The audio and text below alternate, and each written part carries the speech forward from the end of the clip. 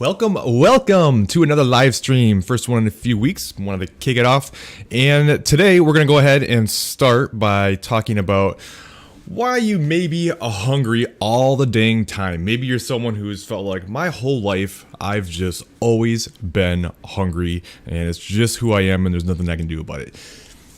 Well, perhaps sometimes people are just typically hungrier than other people. I think that it certainly exists, but I also think there's a bigger reason why some people are typically much more hungry than others. Now, there could be some certain reasons, like, okay, maybe you're just not eating enough protein. Maybe your fiber numbers are very low and you're not eating very filling foods. You never eat vegetables. You never eat things like lean proteins and stuff. That can all be part of it. Those things can certainly help. But there's a much bigger reason why you're most likely hungry all the time. And, well, it's probably because you've always been dieting your whole life.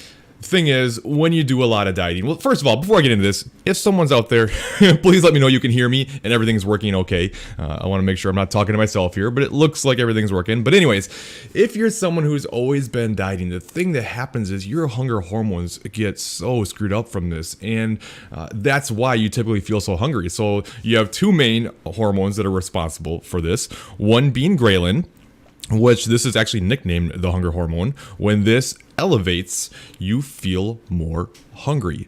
In times of dieting, especially if you've done it for a long time, especially if you've done it aggressively, this really tends to increase. The reason why protein helps with hunger is because it significantly lowers the hormone ghrelin, right? So that's one of them. The other one is leptin.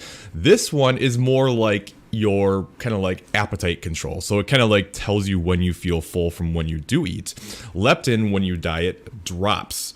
And when this happens, especially if you lose a lot of weight, even if you don't necessarily lose body fat, your leptin can still come down. But when you lose body fat too, your fat cells now hold less leptin, and now you feel less full from when you do eat. So when your hunger signals are all messed up because your hunger hormones are off and you're constantly dieting on and off all the time, especially if you've done a lot of yo-yo dieting, or maybe you've just always been extreme restriction and low calorie, your hunger signals are kind of messed up from this, and it just feels like you're just hungry all the time. And it's like, okay, when's the last time you've gone a year without dieting? 2 years without dieting?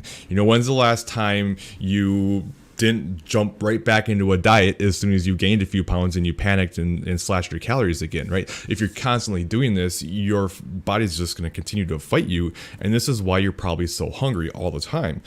So it's not abnormal at all when somebody will come to me for a reverse diet. They may not be doing it for hunger purposes, but they're trying to improve their metabolism. They feel like they're stuck on low calories, can't see results, and they want to get that into a better spot. That's certainly part of it. But they'll be amazed. They're just like, man, I'm just always hungry, always hungry. And then after they reverse diet for a long period of time, and they've done it for several months, all of a sudden, pretty soon they go, I can't believe it. I cannot believe I'm not hungry. In fact, not only am I not hungry, but I'm actually having a hard time getting all my calories in because I'm so full. Why is this? And it's because their hunger hormones have finally stabilized and gotten back to where they should be, because they've stopped dieting and they've worked their calories back up and gotten their hunger signals and their hormones into a better place. So if you're always dieting, this is step number one, to not be so hungry all the time. And let's be honest too, it's probably, if you're someone who's always been stuck and feels like you can't get anywhere because you're always dieting, well, then it might be the very thing you need to do to start getting results too, because your metabolism is just so adapted to those low calories. There's nowhere for you to go. You're just stuck. So it's kind of like there's so many benefits to going through the reverse part of the process, not only metabolism wise, but also hunger wise, also just feeling better, performing better, having more balance and flexibility in your life. Like, there's just so many good things that come from it. And don't be afraid of it. It's a very thing that you may need if you're in a position where you've just been stuck. So I'll get to questions here in a minute. I have a couple other things I think I wanted to touch on. I did write some notes down so I wouldn't forget, because I always forget. Yes, I wanted to give a reminder. So when I say don't diet, like when I'm saying, okay, when's the last time you didn't diet? When you stop dieting, that doesn't mean that, okay, well, you just don't pay attention at all. It doesn't mean you just do whatever you want. It doesn't mean you just eat whatever you want in whatever quantities you want and you stop working out because now you're not losing weight. I just made a post on this on my Instagram recently. If you're not following me, I do recommend it. Colin DeWaay on Instagram. And I made a post down here somewhere, I think right here. One of these, doesn't matter. But it's just one of those things where we get so caught up in the result and we feel like if we can't see the result, then it's not worth the effort. And this is how we continue to yo-yo diet. But the thing is, like, it has to be a lifestyle. You have to continue to put in effort forever and find ways to continue to work out and monitor nutrition. You don't necessarily have to always track all the time forever, but you do have to pay attention to what you're eating and not just do whatever you want. You know what I mean? And this is how you're going to see that long-term success. It's hard to do because we love results. As people, as human beings, we love results. And even if you get where you want to be, a lot of times you lose that because now you're not going to see the physical result. You've already gotten to where you want to be, the spot that you thought would make you happy, but now you're there and you realize, oh, well, it's not the thing that made me happy. And now, like, you kind of lose the drive to keep putting forth effort because, while everyone says that their goal is to lose the weight and maintain it, well, maintaining your weight means that you're going to stay the same. And what's the least motivating goal in the world?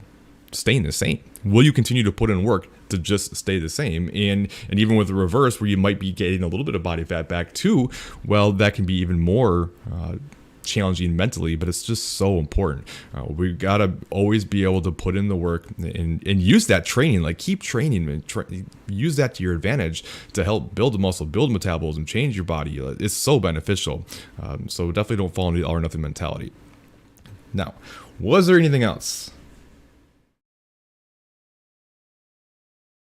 I think that was pretty much it. So let's go ahead and dive into the Q&A portion. I see we've got some already, which is fantastic, and I've got some lined up, so hopefully this will be a good session. And I'm assuming you can hear me because nobody said otherwise. All right. My beautiful wife has something to say. Can you discuss some of the pitfalls of when one does not check in weekly or whatever their program is set up as? Yeah, I mean, this is one of the biggest problems I see in clients is not checking in frequently or not checking in every week, with maybe an occasional miss. But I think what usually ends up happening, not always the case, but the problem becomes sometimes, okay, maybe you've been off plan and you feel like you're a little embarrassed. You don't want to feel like you're letting your coach down.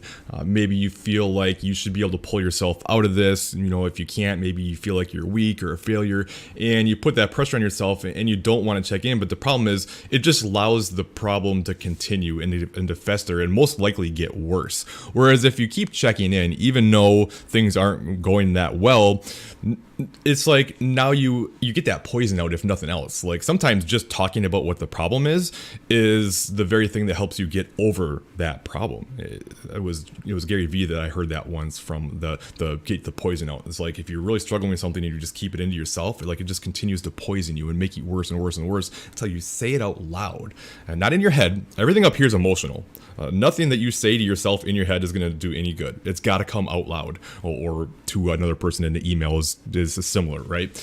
And doing that, it just almost immediately makes you feel better because you get past that, you get out of it, and then we can talk about some strategies we can do to try to get you back on track, or maybe we need to be more flexible in some areas. It's not about always following the plan exactly to a T all the time. Sometimes, and often, like the biggest part of long-term success is learning to navigate the ups and downs in life. It's not, you have to stick to all the plan all the time, and if you don't, then there's no point. No, sometimes life is going to kick your ass. Let's just call it like it is. Like life is always going to throw us challenges.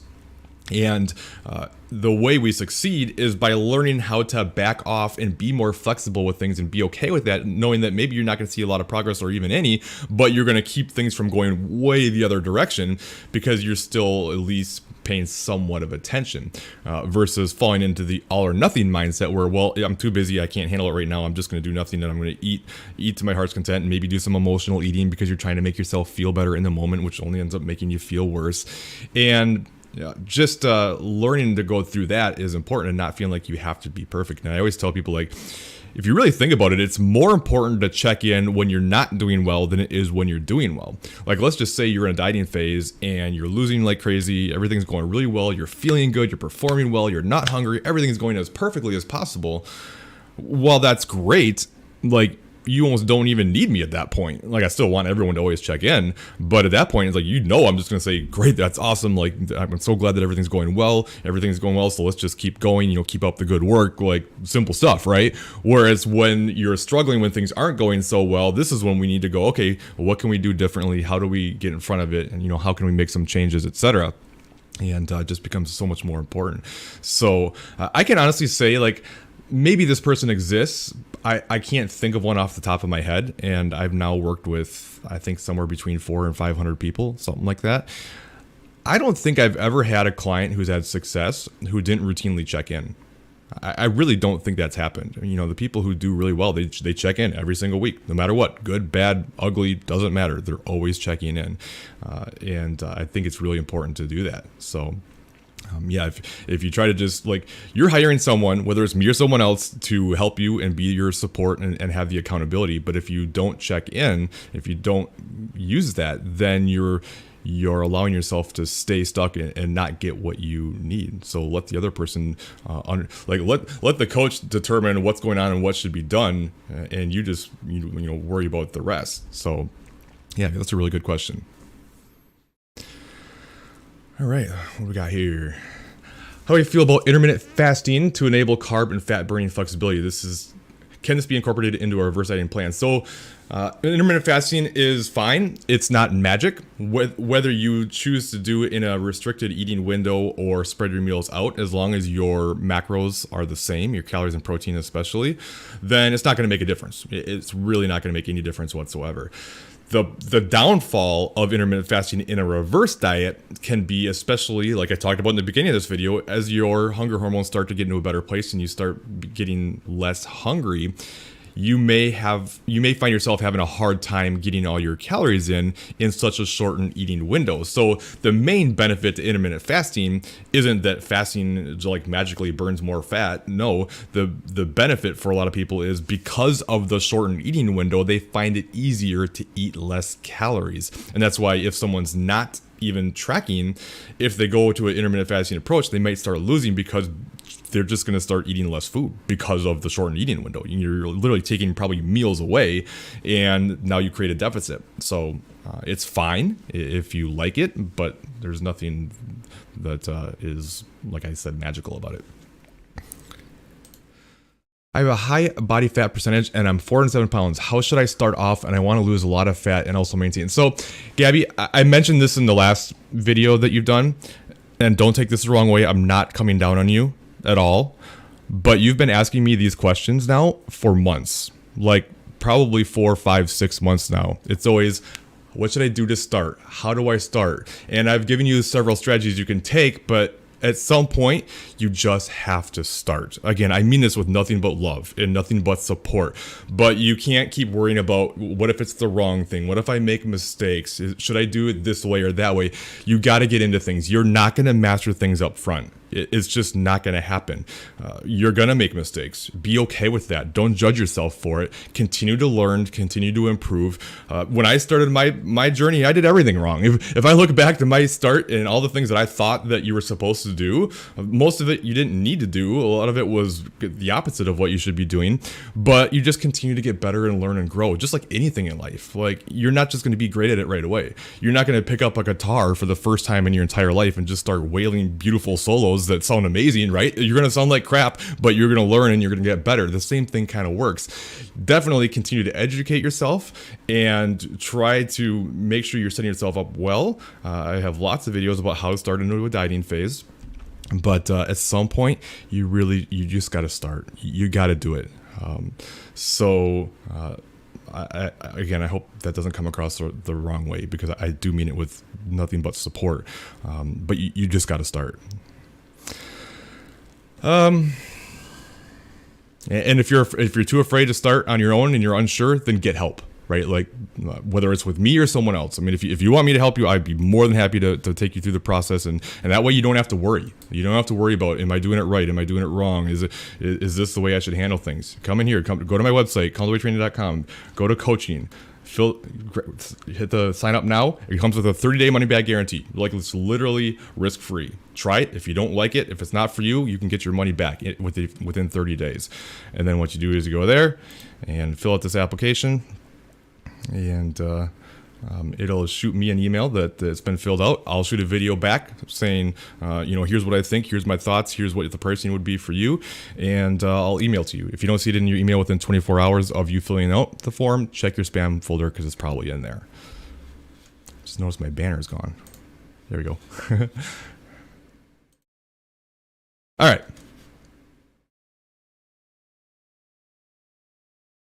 So what would cause a situation where, despite not eating much, you are rarely hungry physically and mentally? Is there a connection between denying hunger and signals not working properly? It could be life situations. It could be stress. So stress on itself doesn't really necessarily like make people like gain or lose weight. A lot of people will say I was really stressful, so I gained weight, or some people said I was really stressed, so I lost a lot of weight. What happens is you're stressed out, and therefore your hunger changes. And some people get more hungry when they're stressed. Some people get less hungry when they're stressed, and therefore you eat less or eat more because of it. Or perhaps you're just so used to being on low calories for a long time that you just aren't very hungry. I mean, and there's always individualities. Some people are more or less hungry in general. And if it's been very consistent for a long period of time, then it's possible that maybe your body has kind of just accepted that as its new body fat set point. You know what I mean? And that could be part of it. There could be a lot of reasons. I can never say 100% for sure, but I find that that's much less or much more rare, but it does happen. And obviously in your case, it has happened. And perhaps it has more to do with that. All or nothing mentality is hurting while injured. It's hard to focus on what I can do rather than what I want to be able to do. We'll work on this, but I think it's my genes. So, yeah, I mean, that's very much normal too. And I've actually talked about this in the past about, everyone always says that nutrition is more important than exercise when it comes to fat loss. And it's true, just basically like physiologically speaking. Like the whole, you can't out-train a bad diet is absolutely true. Like, I don't like the term bad diet, but if you're just eating endlessly and not paying any attention, then yeah, you're gonna have a really hard time losing. But I don't agree that it's more important. I think they're both equally important, and part of it is just the mental aspect. If you think about it, it's always so much harder to stick to your nutrition if you're not in the gym, if you're not training and putting in that work. It makes it kind of feel like there's less point. It feels like, well, why would I stick on top of my nutrition if I can't even train anyways? It gives you less desire and makes it harder mentally. So sticking with your exercise when you can physically do it, that's all the more reason. Plus, you can't build muscle without resistance training. It can't be done. Like if the thing is, especially if you lose a lot of weight without any training and you lose a lot of lean body mass because of it, especially if you do it aggressively, what happens is when you stop and then you gain the weight back for various reasons, well, you're going to gain almost all body fat back. So even if you're at the same weight, you're now going to have less lean body mass. And that's why body composition continues to look worse over time, and metabolism slows down even more over time, besides just the dieting, the loss of lean body mass. Most of the reductions in metabolism we see as we age come from loss of lean body mass. All the more reason to continue with resistance training. But yeah, I mean, it's definitely a challenge, but it's also really important to focus on like what we have control over, and if nothing else, sometimes it just gives you some sort of control in your life. Like if you think about all the times that you get really stressed out, like a lot of bad situations in life happen and it's a really stressful time, it's almost always things that are out of your control, right? And we can feel like, well, because of this, I need to take some stuff off my plate. I'm busy, I'm stressed, so I need to, stop working out and stop paying attention to my nutrition because I need to free up some time and some mental space. But it never really makes you feel better, right? It usually doesn't actually help. But what can help? Sticking with things, getting your workouts in, and sometimes it just makes you feel like you have some sort of control in your life. Like you always have control of your training and nutrition. It may be more challenging, but at least you have control. And then feeling like you have control in something in your life can carry over into other areas of your life, and that can have a lot of value. And it always feels good to do the thing that you should do but don't feel like doing. That helps build wins, that builds momentum, and that also can carry over. So definitely hard to do, but also like we talked about before, nothing in life worth having does come easy. So always good to remember that. One second. Been reversing for 9 months, finally started a cut. I've been maintaining for a few weeks and decided to decrease my calories by 245, and I've actually gained 3 pounds. So it's actually not abnormal to see a gain on the scale when you first get started, and there's 2 main reasons for this. One is you're probably doing more exercise, and you're probably doing more intense exercise as well. There's just something about when you start a cut, you get more motivated, you start dialing up the intensity, you start doing more, and you probably need to do more to be able to put yourself in that deficit. But what happens when you do that? If you go from doing just a little bit to a lot, and especially if you go from like moderate intensity to like super high intensity and you're really crushing yourself hard, what does that do? It creates a lot of muscle breakdown, a lot of muscle soreness, and when you have that, you have more inflammation. So your body's really inflamed from all this soreness, and that causes a spike on the scale. And then the other main reason why this would happen is a lot of times when we start a diet, okay, now we start switching up the foods we eat. That can cause some digestion issues. A lot of times we start switching to help ourselves feel full. We start eating a lot more like vegetables and lean proteins and things that are hard to digest and cause some gastrointestinal stress and causes some bloating, and that causes inflammation in the gut, and again, more like water retention. So we see these spikes, but we got to remember that weight and fat aren't the same thing. So if you see a short-term spike like that, it's always going to be water weight in some form, whether it's hormonal or digestion related or inflammation related or sodium or whatever, right? That's not abnormal at all. Now, the 245 calorie decrease, like I usually go more off of percentages, but that's a pretty small increase for most of the time to help get things going. Like you want to make a big enough change to make sure you elicit a response, and then make smaller changes down the road as you see plateaus. Now, maybe that's a bigger change for you. I don't know where you started from or anything like that, but it may not be quite enough to really get things going for you, but it depends on how much you want to lose, how your body typically responds. Usually about 300 is about the minimum I would want to drop somebody's calories, 300 to 500, but it's usually more of a percentage, like 20% reduction in calories, give or take maybe 5% is where I would usually start. So hopefully that helps. I'm going to get 180 grams of protein every day or 60 grams of protein for 3 meals. Chicken breast, egg whites, turkey breast, a lot of like white fishes and seafoods like shrimp and stuff are high in protein. Lean, lower fat, like Greek yogurt and a lot of dairy options. Those are all options, and whey protein too.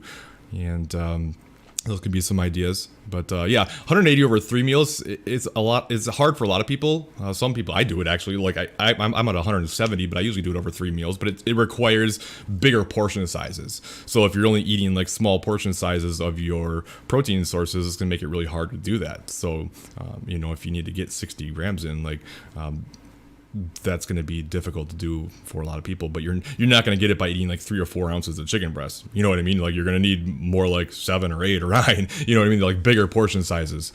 And then supplementing, maybe you supplement with whey protein in other meals. So instead of doing 3 meals, maybe you also do like a protein shake once or twice a day on top of your normal meals, like maybe in between your meals, and that will help you get that protein number up as well, and maybe a little bit more optimal as well.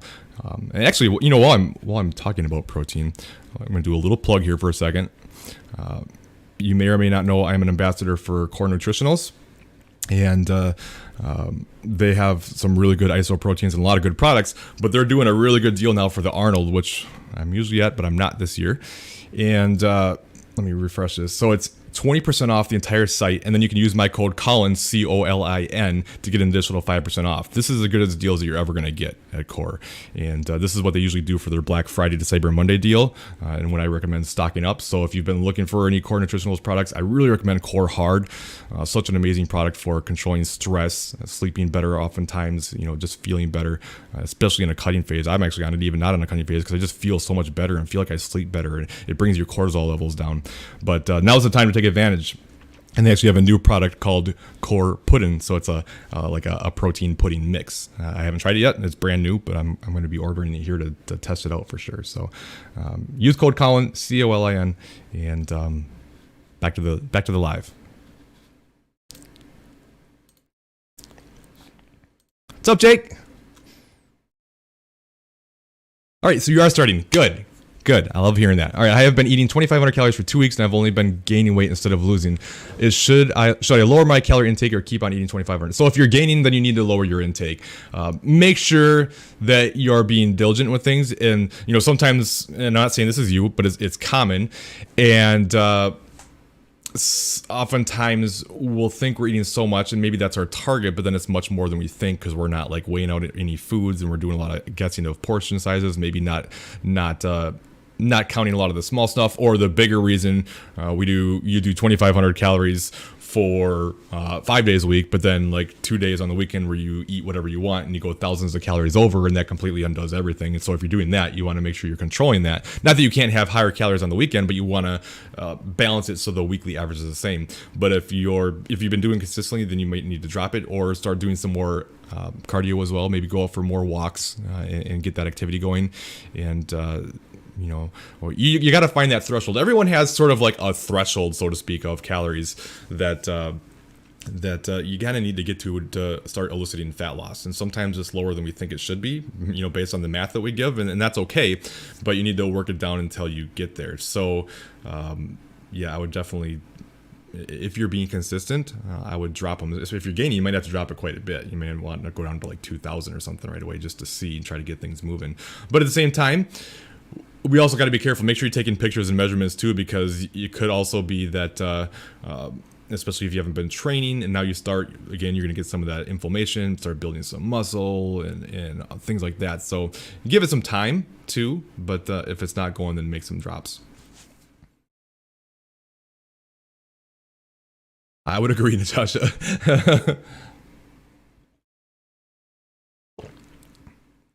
Yes, 100%. All right, let's go to the questions that I have.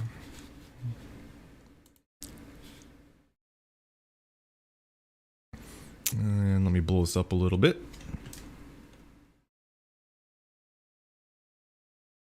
All right. Just wanted to say I appreciate your videos. Oh, thank you. After watching hundreds of videos on reverse dieting, yours truly stand out with so much information overall, just extremely helpful. I really appreciate that. Oh, and especially what you said about wanting to help. I really do. Like that really means a lot to me, actually. That comes through, because that's what I really want that to come through. That I care and I want to help. And it's like, I love making money as much as the next person, but that's not why I do this. It's not the only reason. I really want to help people. So thank you. Excuse me. Question is, I've been reverse dieting and did 100 calories plus each week. I lost some weight, gained some, lost again. I'm currently gaining, so I stopped increasing calories. I've been at the same amount of calories for 2 weeks, scared to increase, but I'm wondering if staying too long at a set amount will make it difficult to increase calories later on. I guess my question is, would be a difference in upping calories every 3 weeks or so? So no, it doesn't. You can definitely stay on the same calories for however long you want and increase from there. So, I mean, the longer you stay at a certain set of calories, the more your body's going to adapt to that. So, I mean, it's like if you really want to try to keep from gaining as much as possible, then yeah, I mean, the slower you take it, the more that's going to help with that. And yeah, you could increase every 3 weeks or so, but I don't recommend making static increases like that. This is something that I talk about frequently, is instead of saying I'm going to increase, I'm going to increase a certain amount of calories every week, like no matter what.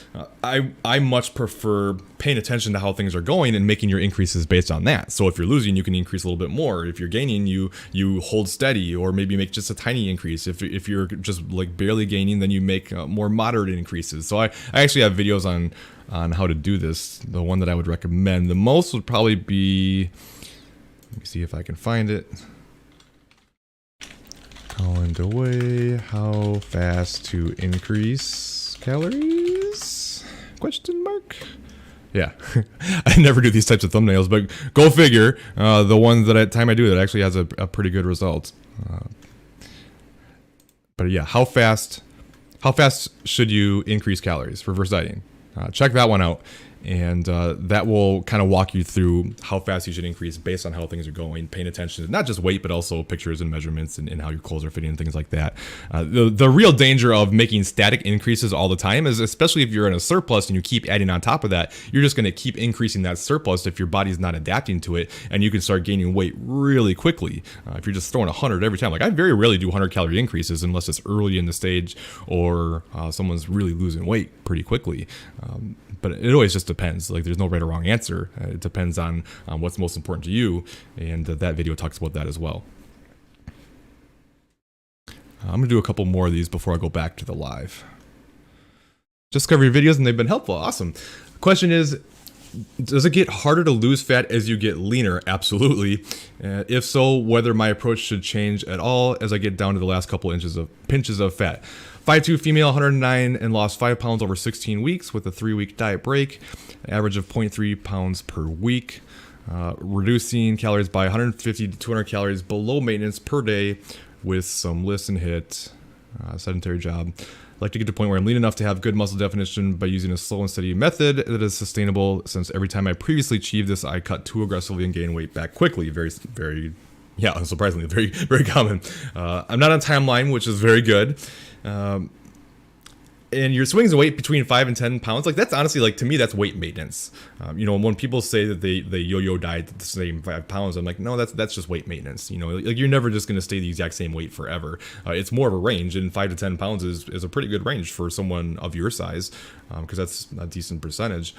But you're also relatively lean for a female, and we also have to consider oftentimes, what we like the most for our body composition is a little bit leaner than what is sustainable to maintain, unfortunately. And once you start to get to a certain level of body fat, the more you do that, the more the body is going to start fighting it more. And you're going to start seeing some of these negative consequences to dieting and being lower body fat. And that's part of what makes it harder. And then, of course, too, the longer you diet, the more your body adapts. Also consider, too, the same amount of weight lost is now a higher percentage because you now weigh less. And it just gets really challenging. So if you really want to get to that next level, it usually means getting past to the point where you're going to be comfortable. And it's going to require, being really diligent and staying on top of things and getting more aggressive than you probably want to get. But if that's the goal you have, then you want to get there, you can certainly get there. You just have to understand the negative consequences, like in terms of like how you're going to feel and stuff like that. And if you can live with that or not. If you're going to do that aggressively and feel like absolute garbage just to get down to an extra 5 pounds, knowing you're just going to gain it right back again, then what would really be the point of that? I'm not saying that's going to be you, but it's just something to consider. But without question, yes, what you're doing seems fine, and yes, it's going to get more difficult the leaner you get. And it's just like no matter who you are and where you started from, the longer you do it and the more you lose, the harder it's going to get. It's just how it works. But just know that you can always reverse diet back out, but also understand the difference between wanting to be shredded and then also if that's going to be sustainable or not. Like for me personally, I like how I look the most, probably in like the low 170s or so. But that's very difficult for me to maintain and have flexibility. I'm kind of trying it right now. I'm trying to see if I can force it just for the fun of it. And if it doesn't work, then that's fine. But I usually feel better and everything more in the high 170s or so, maybe around 180. And while I would rather look, 5 to 10 pounds less, I would rather have more balance and flexibility and not quite look quite as good as I want, but also be able to enjoy life and feel good. You know what I mean? So there's definitely a balancing act there.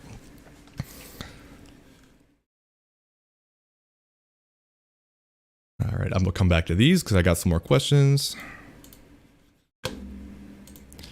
Are resistance bands worthwhile for building muscle during a short non-weight bearing phase? Absolutely. Yes. If nothing else, it's going to help with muscle retention. Keeping muscle is way, way, way easier than building muscle. You can show up and do just about anything to keep your muscle. There's been some research that showed that people for 6 months were able to retain most of their lean body mass by doing 1/9 of their normal training volume. All the more reason why we don't want to fall into the all or nothing mentality. Like, you can show up and do just about anything, even super light, and you can retain your muscle. It's just much harder to build it. So you specifically said building, so that really depends on, like, so if you don't have much training experience and you're coming from like a beginner or a long time off, then yeah, absolutely they can help. With things like resistance bands and lighter weights, it's more important to work closer to failure than with heavier weights where you can leave it a little bit short of failure. When you're getting into higher reps, lighter weight, and not quite as much resistance, then it's more important to get closer to failure to be able to build. But it can be done. It can be done on as little as like 30% of your 1 rep max. Can you lose 100 pounds by walking an hour a day, getting 8,000 to 10,000 steps a day, and being in a calorie deficit? Sure. Like, it depends on how your body responds and what your starting point is, and also, you know, thinking big picture that you know, you don't necessarily have to lose it all at one time. And probably won't. Like, you cut down, lose as much as you can until your body fights you too much. You reverse back out, keep it in a decent range, and then take the next phase and go from there. And that's a hard thing for a lot of people to accept. That well we can't just say, well, if I can't get all the way there where I want to be, then there's no point. And then you just keep going back and forth, yo-yoing all the time. So take it in phases and be okay with it. Don't feel like you failed if you didn't get all the way to where you wanted to be. And keep in mind, you got to do more over time, like I just said. So if you start with an hour a day of walking and a certain amount of calories, and that works for a while, eventually that's going to stop working, and then you need to make some adjustments. Take some diet breaks along the way, but then, okay, now you need to walk a little bit more, eat a bit less, maybe add in some other forms of exercise. But whether you get that result or not, it's still worth it,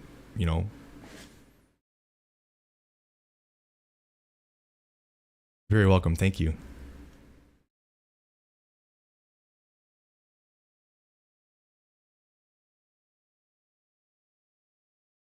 Not sure I understand this.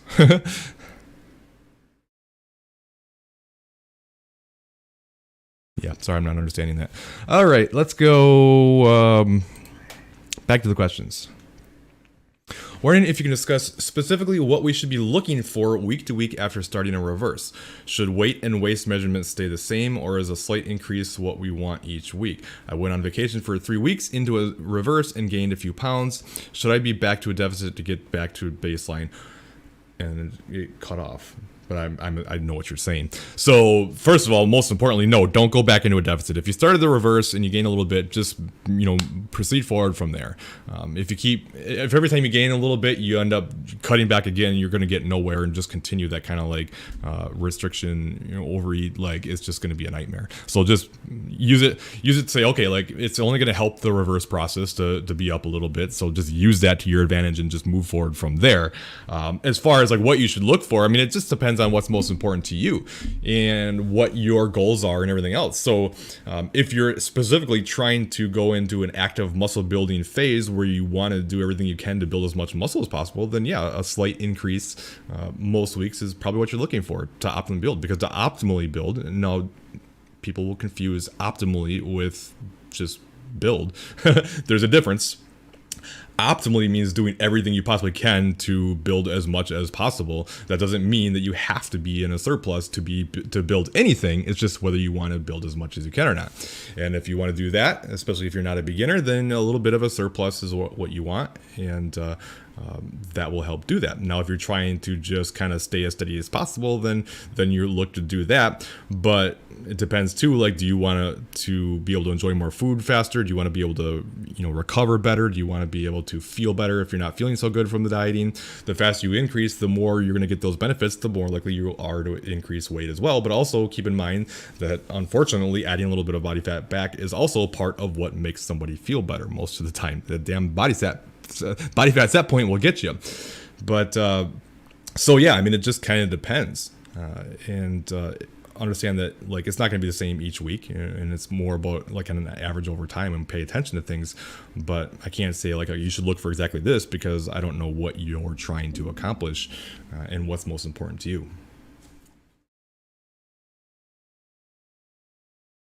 All right. Hello. 5'1", weighing 125, was losing 0.1 pounds on my 17th week of reverse diet, eating 1800. That's amazing. Got sick, ate 1680. Do I need to reverse from 1680 or jump back to 18? If it was just like a week or something like that, then you could just go right back to the 1800. Because you're not going to see any adaptation. And keep in mind, like your weight maintenance has about 100 calorie range anyways, in either direction. So, I mean, you're kind of still there anyways. So you could certainly jump back up. But at a certain point, certainly you're just going to start gaining. Like it's going to happen. The fact that you've gone this long is like insane. So if you started gaining now, definitely don't like panic or be upset about it or anything. But you say you're planning to cut for a future and hoping to get calories higher because of this math equation. What I would say is don't get too caught up in that. If you can get there, great, but it's a balance. Like sometimes things will go really well with a reverse, and then you just get to a certain point where the body's just like, nope, okay, that's too much, and I'm just gonna gain from here. And it can literally be just as much as like 50 calories, like steady, and all of a sudden gain. And if that's the case, well, then you just dial back to around that maintenance. But just because you get an extra 75 calories, for one, doesn't necessarily even mean that you're going to be able to cut on 75 more calories. It doesn't always work that way. And two, you don't want to force it to a math equation. Like 1800, 1875, not really much of a difference. So if you want to stay safe, you can stay there. But if you want to try to slowly increase, you can even do like just tiny increases, 10 to 20 calories. Like it's nothing. Your body's never going to realize it. And over time that adds up. You know what I mean? So, but if you're in a surplus now and you don't want to gain more, then you're just going to hold steady and keep it as minimal as possible. Is it possible for you to go up to 1875 without gaining? Sure, but I can't say for sure. And I think I already answered that one because you asked it on the live. So looks like we got some more questions and we'll wrap it up.